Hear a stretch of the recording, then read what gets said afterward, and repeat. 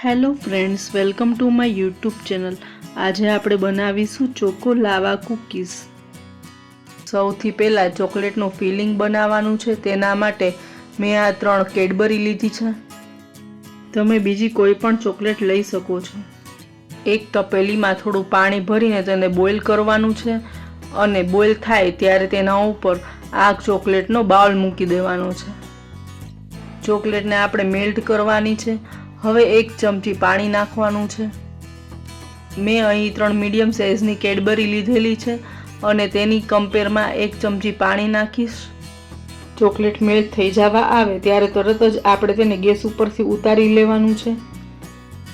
4 થી 5 મિનિટની અંદર જ આ ચોકલેટનું ગનાશ રેડી છે. ગનાશને ફ્રીઝમાં 20 મિનિટ સુધી રાખવાનું છે.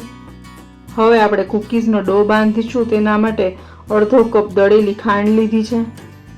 અડધો કપ ઘી લઈશું. તમે ઘી અથવા બટર કંઈ પણ લઈ શકો છો, પણ ઘી ઇઝીલી અવેલેબલ છે એટલે આપણે એ લઈ રહ્યા છીએ. હવે આ બધી વસ્તુઓને સરખી રીતે મિક્સ કરી લેવાનું છે. 1.5 થી 2 મિનિટ સુધી આ મિશ્રણને મિક્સ કરતું જવાનું છે. જેમ મિક્સ થશે તેમાં ફ્લફી અને સફેદ થતું જશે. 2 ચમચી કોકો પાવડર લેશું.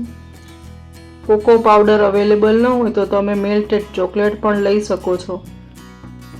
કોકો પાવડરને આપણે લોટ ઉમેર્યા પહેલાં જ મિક્સ કરી લઈશું, જેથી કૂકીઝમાં તેનો ફ્લેવર સારો આવે. 1 કપની અંદર મેં થોડો મેંદો અને થોડો ઘઉંનો લોટ એમ 50-50% લીધો છે. હવે આ લોટને ચાળી લઈશું. તમે એકલા ઘઉંના લોટથી પણ આ કૂકીઝ બનાવી શકો છો. લોટને ચાળી લીધો છે. હવે આપણે તેમાં અડધી નાની ચમચી બેકિંગ પાવડર નાખશું. 1/4 ટીસ્પૂન એટલે કે ચપટી નાની ચમચી બેકિંગ સોડા ઉમેરીશું. ચપટી મીઠું નાખીશું.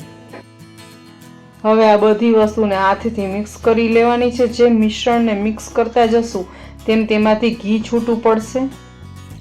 મિશ્રણમાં દૂધ કે પાણી કંઈ જ નાખ્યા વગર ડો બાંધીને રેડી છે. ડો તમારો થોડો કઠણ હોય તો તમે થોડું પાણી અથવા દૂધ ઉમેરીને સરખો કરી શકો છો. કૂકીઝનો ડો બંધાઈને રેડી છે. તમે જોઈ શકો છો કે આનું ટેક્સચર એકદમ પરફેક્ટ આવ્યું છે. સૌથી ધીમા અને નાનકડા ગેસ ઉપર આપણે આ જાડી લોઢી રાખવાની છે. ગેસ ચાલુ કરી અને ફ્લેમને સ્લો કરી આ લોઢી રાખશું. તેના ઉપર આ કઢાઈ રાખવાની છે. કઢાઈને ઢાંકીને 5 મિનિટ સુધી ધીમા ગેસ ઉપર પ્રીહીટ કરવાનું છે. હવે આપણે કૂકીઝ બનાવીશું. તેના માટે આ ચોકલેટ ગનાશ જે આપણે ફ્રીઝમાં સેટ થવા રાખ્યું હતું તે બહાર કાઢી લઈશું અને તેમાંથી બોલ રેડી કરીશું. બોલ બનાવીને પ્લેટમાં ગોઠવતું જવાનું છે. જે કૂકીઝનો લોટ બાંધીને તૈયાર રાખ્યો તો તેમાંથી આપણે નાની સાઇઝના આવા બોલ્સ બનાવી લેવાના છે. લોટમાંથી અને ગનાશમાંથી ટોટલ 11 બોલ્સ બન્યા છે. લોટના મોટા બોલ્સને હાથમાં લઈ અને તેને થોડું થેપી લેવાનો છે. આ પ્રમાણે લોટને થોડો ફ્લેટ કરી અને ચોકલેટના બોલને તેની અંદર મૂકવાનો છે. હવે આખા બોલને કવર કરી લેવાનો છે. હાથેથી થોડું પ્રેસ કરીને કૂકીઝનો શેપ આપી દેવાનો છે. આ રીતે કૂકીઝનો શેપ આપવાનો છે. આપણે બીજી પણ કૂકીઝ આ રીતે તૈયાર કરી લઈએ. કૂકીઝના લોટના બોલ્સ આપણે ચોકલેટ ગનાશના બોલ્સ કરતાં થોડા મોટા રાખ્યા છે, જેથી આપણે તેને સરખી રીતે ભરી શકીએ. આ પ્રમાણે બધી જ કૂકીઝ રેડી કરતું જવાનું છે. જેમ કૂકીઝ રેડી થાય તેમ આ રીતે પ્લેટમાં ગોઠવતું જવાનું છે. અહીં ટોટલ 11 કૂકીઝ બની છે. 11 કૂકીઝમાંથી 8 કૂકીઝને આપણે પ્લેટમાં બેક થવા રાખવાની છે. બાકીની 3 કૂકીઝને પછી બેક કરીશું. કઢાઈને પ્રીહીટ કર્યા પછી આ સ્ટેન્ડ મૂકવાનું છે અને સ્ટેન્ડ ઉપર આ કૂકીઝની પ્લેટને મૂકવાની છે. 30 મિનિટ સુધી ધીમા ગેસ ઉપર આ કૂકીઝને બેક થવા રાખવાની છે અને 30 મિનિટ પછી આ કૂકીઝને આપણે ટર્ન કરવાની છે. કૂકીઝને પલટી લીધા પછી ધીમા ગેસ ઉપર 15 મિનિટ સુધી બેક કરવાનું છે. 15 મિનિટ પછી આ કૂકીઝને ચેક કરીશું તો આ કૂકીઝ બનીને રેડી થઈ ગયા છે.